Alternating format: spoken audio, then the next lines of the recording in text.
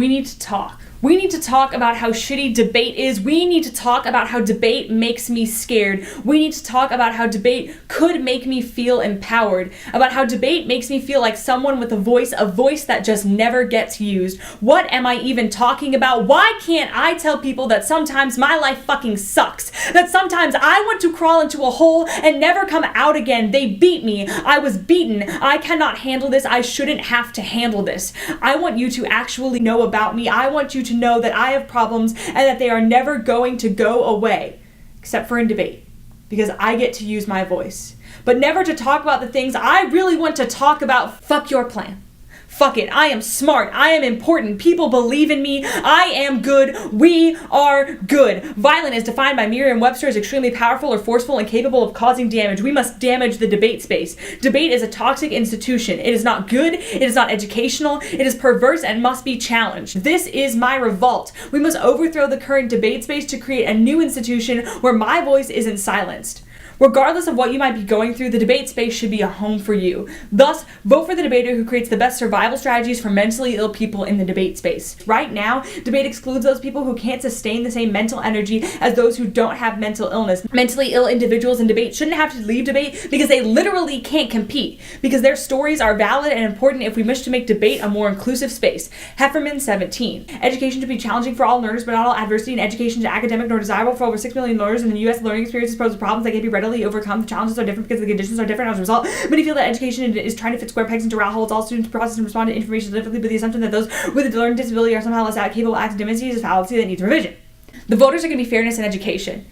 In debate, we talk about how to make our space better for ourselves, because if debate isn't fair for me, I should be able to do everything I can to stop it. But what about the people who are at a disadvantage even before the topic comes out? Before they cut a single card or the first rounds of the season are posted, no one wants to talk about what it's like to debate with a mental illness, which is that those that have one just have to do the best they can. I am here to stand in violent opposition to the pervasive ignorance of the debate community. Discussion is key to relieve anxiety. My performance is a stepping off point for meaningful conversation on acceptance. Bailey, 9. What are naysayers? They're the people that just don't believe in anxiety as a real disorder. When you explain how you feel, the nausea, not being able to breathe, and the paralyzing fear, they just don't understand. Everyone feels nervous sometimes. You just learn to deal with it. Or, I get nervous too, but I don't take medication. Comments such as this make you feel more alone. The lack of understanding can increase your anxiety, your fear of being with other people, and cause you to isolate yourself even more. Anxiety disorder, along with other types of mental illness, still carries with it a certain stigma. For this reason, many people suffer in silence. Hiding out is not the answer. Talking about your mental illness is difficult. Asking for support can help in the healing process.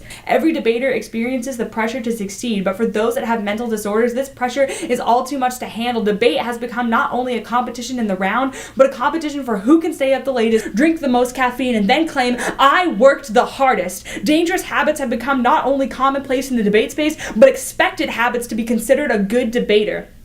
We must do everything we can to stop stressed out from debaters from literally killing themselves. This access is out of round impacts and is my advocacy. Pelissier, 18. Stress, bad for the body, bad for the brain. Research suggests that chronically stressed children do pay a heavy price. They're at risk of cognitive damage because their brains are not yet fully developed. Statistics suggest that American children are experiencing stress at new levels. Suicides among adolescents have quadrupled since the 1950s. Only 36% of 7th graders agree with the statement, I am happy with my life.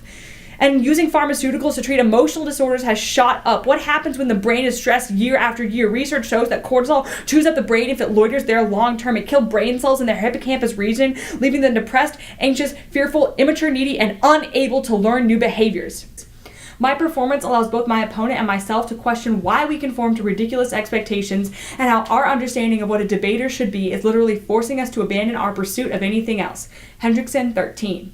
It's common to say that a tournament is depressing. We joke that it's killing us, running us threadbare. Debaters complain that between the sleep deprivation, malnourishment, and mental competition, they can't seem to feel much else besides fatigue. The frustration and depression of debate are cast off soon after the tournament is over. But this isn't the case for all of us. The trouble with depression is that it can be made invisible so easily by those afflicted. This is made easy in debate room chatter, where words like depressed and exhausted and dead and beat are all tossed together in a melange of pseudo-psychiatric self-evaluations. We treat mental disorders like there's something to be ashamed of. The word itself, depression, has been cheapened by overuse, where everything from a losing record to a lay judge is depressing. Stuck in the language, I lost sight of whether I was actually depressed or not, whether I was sad all the time only because debate was emotionally demanding, or whether I had developed a legitimate disorder. The problem I wish to address here is the twofold problem of silence. There are those who remain silent about their depression, and then there are those who refuse to acknowledge the invisibility of their peers and thereby participate in its continuity. What's important to recognize is not that depressed people exist. Rather, we should direct our attention to the pervasive unconsciousness, to the emotional and psychological well-being of other people. We need to have at the forefront of our minds the idea that the subjects of our conversations are very real, often vulnerable people. A vote in affirmation is a vote to reject the conception that debaters have to be perfect, that we can't fail, that we must always be ready to accept a new challenge. Vote AF to encourage everyone in the debate space to come to terms with the fact that not all of us can handle the competition, and that's okay.